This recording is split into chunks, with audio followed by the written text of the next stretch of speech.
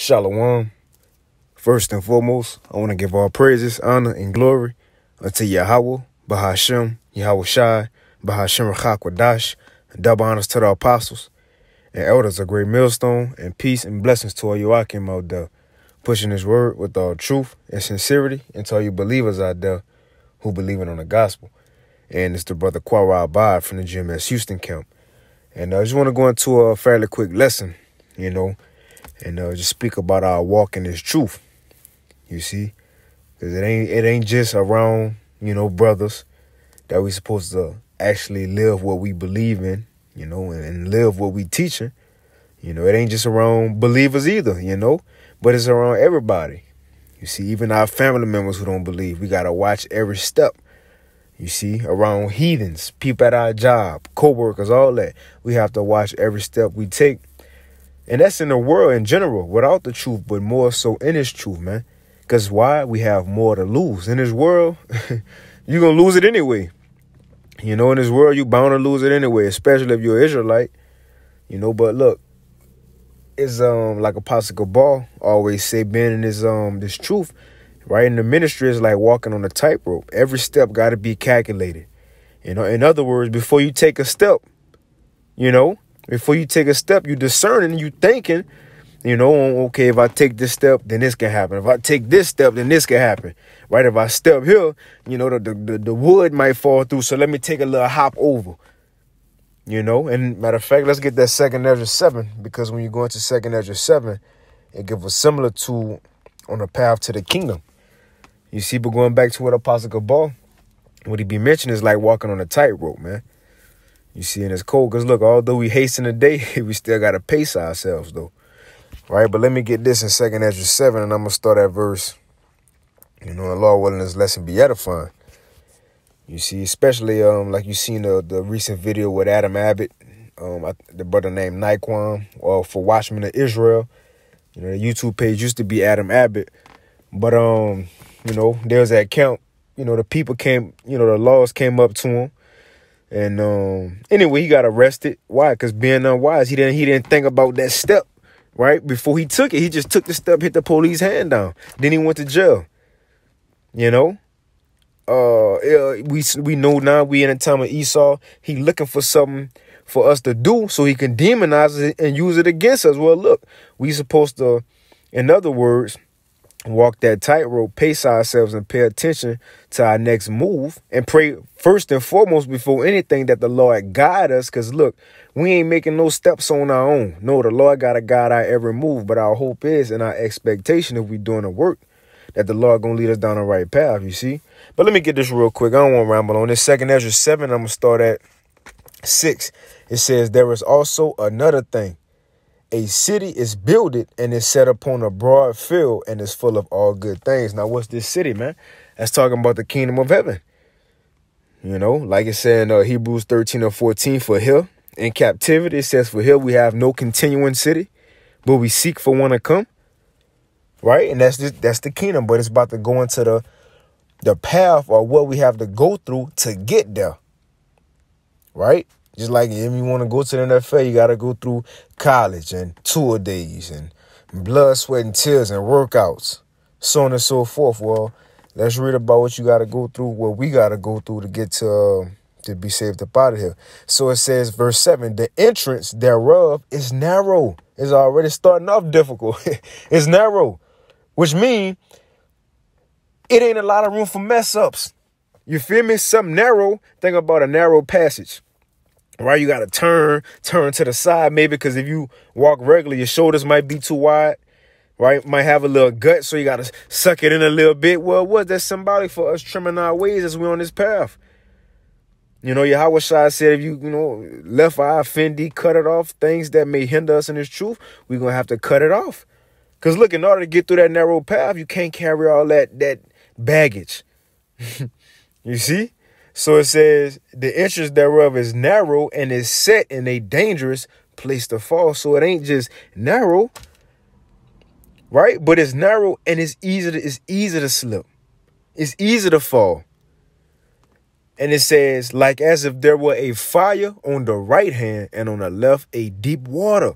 And what's that symbolic for? The different trials, the afflictions, the so-called losses we got to take in this world. You know, whether it's financially, physically, mental, family, whatever it is, the different trials that set before us that the Lord gonna put us through to test us, man. The ultimate one is in Jacob's trouble during our temptation. But these are all the things that we gotta go through. So look, if it's already a lot on our plate, you feel me? We just can't skip over and jump, worrying about down the line. That's another thing. Make sure we making a day count. Make the day count. Win a day. Conquer the day. Because look, if of course, again, we hasten the day of the Lord. We looking down the line. Like the scriptures say, we look not at the things which are seen, but at the things which are not seen. Right? But let me get what the Lord Yahushua said. This is Matthew 6, going over what I'm touching on. I don't want to stray away from the point, but from the topic, but I do want to make this point. Because this is what Yahushua said. This is Matthew 6:33. It says, "But seek ye first the kingdom of the Most High and his righteousness, and all these things shall be added unto you." So look, what's the first priority? In other words, this truth. Worry about this truth, and everything else in our life, personal life, right, go get taken care of. We can't worry about the things in this world and then the work of the Lord gonna get taken care of. No, it's the other way around. Serve the Lord first, and then the Lord gonna take care of us. But this is the point. Verse 34, and it's Yahushua speaking, by the way. Verse 34, it says, "Take therefore no thought for the morrow shall take thought for the things of itself. Sufficient unto the day is the evil thereof." In other words, the Lord Yahushua is saying, don't worry about tomorrow. Focus on a day. Focus on what you got to go through to get through the day, man. In other words, that's that next step. That's that next step. Every step is a day. Every step is a day to the kingdom. Well, that's true. Every step is a day to the kingdom, right? Because every day is one day closer to the kingdom, right? But like Yahushua said, it says, "Take therefore no thought for the morrow shall take thought for the things of itself." Let tomorrow worry about tomorrow. Whatever trials we got to go through, worry about that tomorrow, right? Afflictions, sicknesses, worry about that when that come. But what's going on today? How can we conquer the day? How can we, hope that our sacrifice get accepted today? What studying we may need to do today? Like it's a quote, and I mentioned it a while back, and this about to turn into a little in transit as well. So, but there's a quote, and the quote goes, "Day one or one day." You see, day one or one day, meaning what? If you got a goal to do something, it's either day one or one day. And day one is you starting today, right? Today you marking on the calendar, boom, day one. I'm getting to it. But one day I'll get to it, right? One day I'll make the change. No, like the Everest commercial. No, do it now. Call a number now, right? Call a number now. That's that day one, man. So in other words, worry about today. That's that step, right? But so like, I ain't want to go off into a little rant. Let's go back to 2nd Ezra 7. The 2nd Ezra 7 and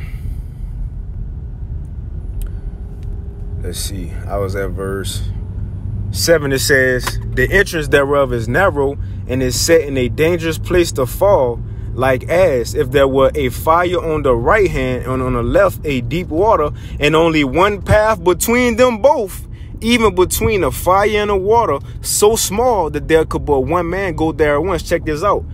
If it's so small that one man can go there at once, what is that likened unto? That tightrope. In other words, it's so small, you got to watch how you walk on there. You can't just be running like Apostle Paul said, man. Right? He said, we are running a race, but one obtaineth the prize. He said, I'm getting two scriptures mixed up. He said, so fight, man, hold on. Not beating the air. That's what Apostle Paul said. 1 Corinthians 9:26. He says, I therefore so run, not as uncertainly. Right. It says, so fight I, not as one that beateth the air. So he said, look, when I'm running, as I'm in this ministry, as I'm in this walk, he said he not running with uncertainty, meaning what? He got a goal, he got a mission, he know what he got to do. He ain't just running just to run, like Forrest Gump. Right? He ain't Forrest Gump. Forrest Gump was just running. You see? Ain't had no purpose, just running. You know? No, man. We running with a purpose. And every day we have to do something to forward that purpose, man. And he also says, so fight I, not as one that beat of the air. Think about boxing. When you boxing, you want to throw punches that's going to land. You don't want to just throw shit missing, getting tired. Right? Your fatigue going down, not the same thing. And it's truth. If it's uncertain, you just throwing punches, winging it. Right? Your fatigue going to go down eventually. The Lord, what happened to that fig tree when his fatigue was down? Yahweh Shai withered away. Right? So the point is, look, every punch count. Every step count. You know, every thought, speech, so on and so forth count. And what we do slip on and come short of, that's when Yahweh Shai gonna step in for us, man. That's that mercy stepping in. But let's go back to 2nd Esdras. It's 2nd Esdras 7. And 8, it says, and only one path between them both, even between the fire and the water, so small that there could but one man go there at once. If this city now were given to a man for an inheritance, if he never shall pass the danger set before it, then how shall he receive this inheritance? So we got to go through it. You see, so we got to go through it. So look, as we going through it, it's a proper way to get through it. Let's get this in Proverbs real quick. In Proverbs 4, and I'll end it. This is Proverbs 4. And again, continuing on that point, every step count, man. This Proverbs 4, and I'm going to start at 20. It says, my son, attend to my words, incline thine ear unto my sayings. Let them not depart from thine eyes. Keep them in the midst of thine heart, for they are like unto those that find, for they are life unto those that find them, and health unto all their flesh. Talking about this truth. It says, keep thy heart, which is our mind, keep thy mind with all diligence, for out of it are the issues of life. It says, put away from thee a forward mouth, and perverse lips put far from thee. Now this is the point.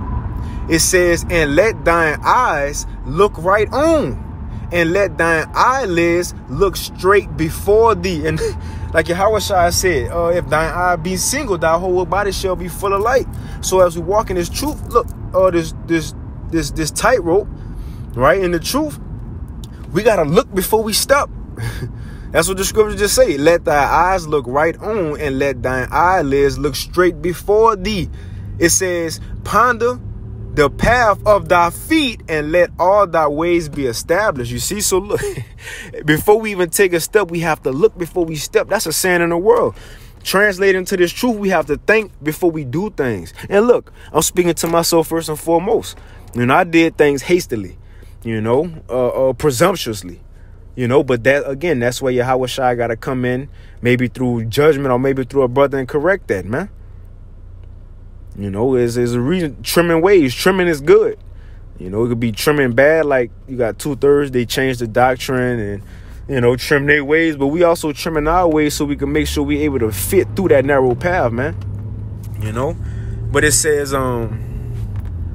let Proverbs 4 and 25, let thy eyes look right on, and let thine eyelids look straight before thee. So pay attention to what's in front of us. Don't look back, like Apostle Paul said in Philippians 3, man. He said, forgetting those things which are behind and looking forward, right? Looking forward to those things which are before us. So look, fuck what done happened. Your slip ups, your mess ups, the just man fell 7 times. Worry about that to get back up again, right? Worry about correcting that, man. But it says, look straight before thee, ponder the path of thy feet, and let all thy ways be established. So if you look if we pay attention before we act, then shit, that's the guidance of the Lord. Like it says, be patient with thou art changed to a lower state when it's time to make a decision. We pray to the Lord that he give us, look, the wisdom to apply it in the earth on how to go about that decision, how to have a proper discernment, man. You know, and we all got our different lots and so on and so forth. But I'm going to finish. It says, and turn not to the right hand nor to the left. Why? Because on one side is fire, one side is water. And it says, remove thy foot from evil, man. But I just wanted to go into that, you know, real briefly. Lord willing, this lesson was edifying. I want to give all praise, honor, and glory unto Yahweh, Bahashem Yahweh Shai, Bahashem Chakwadash, double honors to the apostles and elders, a great millstone, and peace and blessings to all you Wakim out there, pushing this word with all truth and sincerity, and to all you believers out there who believing on the gospel. Hey, keep fighting, keep pushing. And with that, shalom.